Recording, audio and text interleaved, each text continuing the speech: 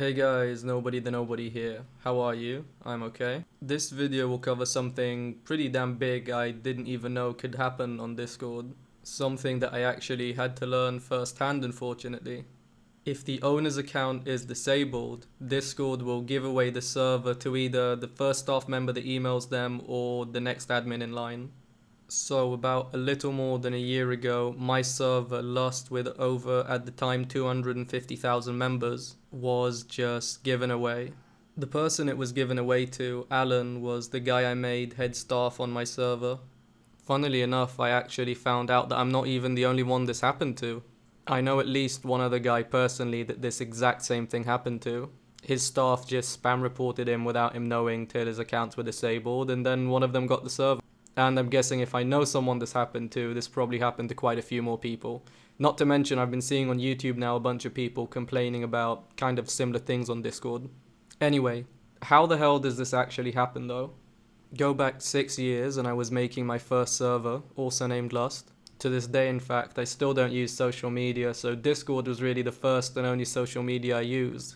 So I was really gullible to how people acted on the internet and how mean they could be. I was just used to friendly people in real life for the most part.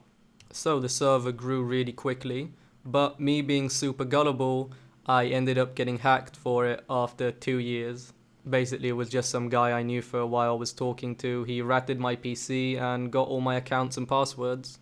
But the server ended up getting spam reported by a lot of people, so Discord eventually deleted it, and then I remade it.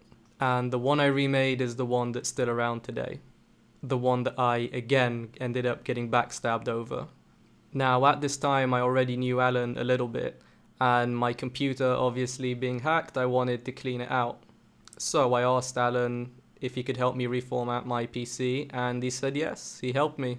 Everything worked out fine, and since then I honestly just put a lot of trust and respect into him. That crap has backfired on me on Discord so many times. You will never find a more wretched hive of scum and villainy.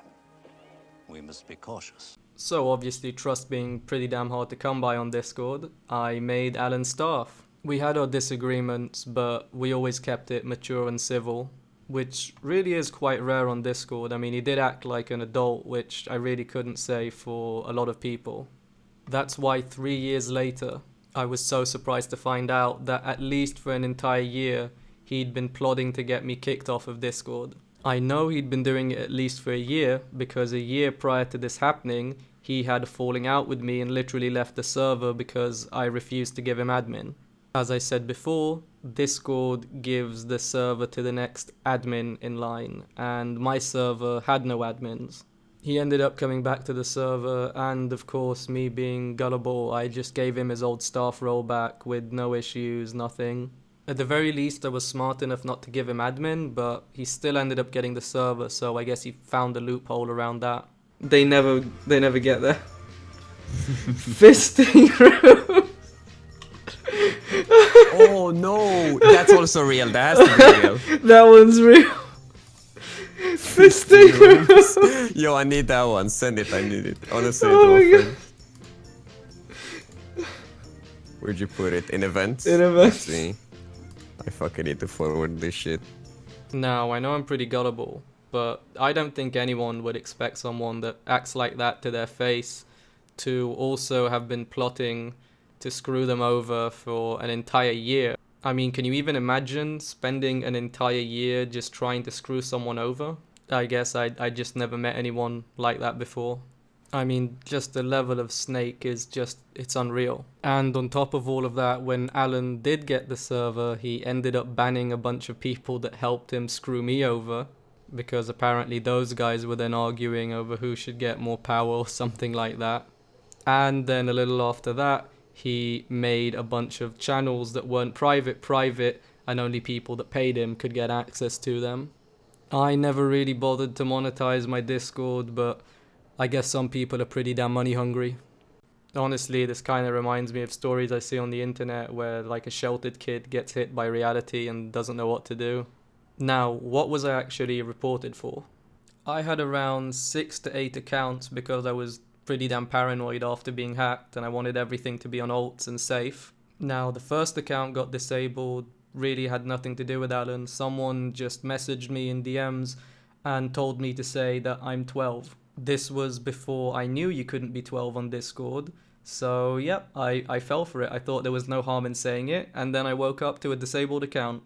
My next account, I think, was disabled for like fighting or something. There's certain things that you can't really say on Discord, like you can't say kill yourself or something like that. They'll get really pissed off by that. So I think that's why my account was disabled. Third account, I remember, I think I talked about drugs, so it was disabled. Fourth account, I kid you not, I sent friend requests too quickly. I remember I was just spamming the crap out of friend requests and suddenly my account got locked. Now, normally this isn't a big deal, but it asked me to verify with a phone number. And since my phone number was already locked on the account that said it was 12, I had no phone number to verify with. So that was just another account down the drain.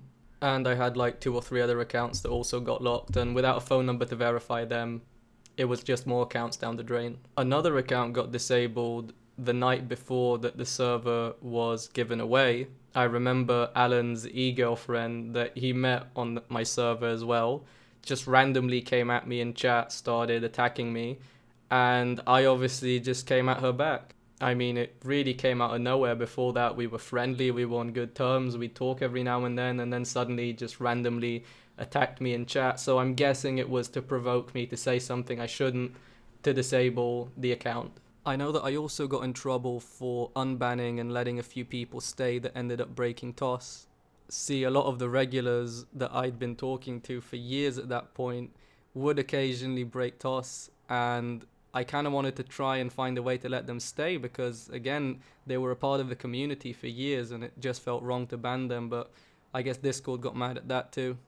Now, all my servers were owned by alts, but after this account was disabled, Discord decided to disable the alts for apparently being alts. I didn't even get an email about it or anything. They were just disabled.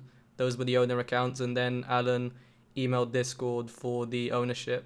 Now, just from this alone, you can pretty much tell that Discord is a really toxic place. I mean, I'm not the only one that says it. It kind of has that reputation for a reason. What I'm describing isn't exactly a rare thing. There have been countless times and countless people I know that have been screwed over for, let's say, Discord power. But this just gets a little extra scummy. See, I know Alan also got help from some of the staff members. I don't know how many, but I did have around 30 to 50 staff. And by the end of it, I was honestly so busy with real life and just, I don't know, being depressed and stuff like that, that I didn't really come on Discord much, so I didn't even recognize half the staff. So I guess that just made it a bit easier for Alan to get a few of them on board. But the extra scummy part I was talking about is that one of them that screwed me over was a mod that was extremely toxic. I'd constantly get complaints about all the stuff, but about him the most. I literally went out of my way in the server to keep him and defend him because I saw that being a mod did mean quite a bit to him. Just being in the server meant quite a lot to a lot of people. It was really a community. And seeing how he reacted to being rejected by e-girls, literally he would join VC, get drunk and cry for the next 3 hours. So I thought he'd probably take having his mod removed even worse. So I just left him as mod. And as you see, that backfired as well. Honestly, this is really just one example off the tip of my tongue. There are a lot more, but this video would turn into a rant and be way too long. I also didn't mention that I owned other 2 servers, one with 50,000 members, one with 20,000 members, a politics server. Alan got the 50,000 member server as well and just decided to delete it. And no one got the politics server, so it's just kind of still floating around out there without an owner. I know this has already been almost 8 minutes, but honestly that is the shortest and quickest way that I could sum it up. So now that I'm at the end of the video, I guess I get to kind of rant and ramble a little bit. This video came out really late. I mean, slightly over a year after this happened. I wanted to make a video as soon as it happened, but honestly it was really just too hard to talk about. It got me really down and depressed, and I just didn't want to think about it, make a video about it, anything. You might be thinking it's a bit of an exaggeration to get depressed over a Discord server, and before I would have definitely agreed with you. But you have to take into account that one, I made and owned that server for I think a bit over 5 years. That's literally almost a quarter of my life. That is an insane amount of time when you think about it like that. I also met a ton of cool people there. Other than just all the toxic people, there were also really nice people. It was a great place to socialize, especially during COVID when I couldn't really see my friends all the time, or honestly just when I was being too lazy. And look, it was just really satisfying to manage a community, to host events, to do fun things, talk and interact with so many people. I even thought I might be able to make somewhat of a living off it. I never bothered to monetize it or try and make much money off of it, but I was getting donations, and I thought that maybe if I combined that with my disability check that it covers rent, then I might actually be able to just make it a job. I talked to one owner that had about 30,000 members, and he told me that every month he was making like $2,000, which is just crazy. So apparently you can monetize a Discord server. I only made like $3,000 in the 5 years that I owned it, but again, I never bothered to monetize it because I didn't want to ruin the community. So anyway, that's the entire video. That's everything that happened. I don't really know how to end this video, so I'm just gonna end it here. Hope you all have a really nice day. See you next time.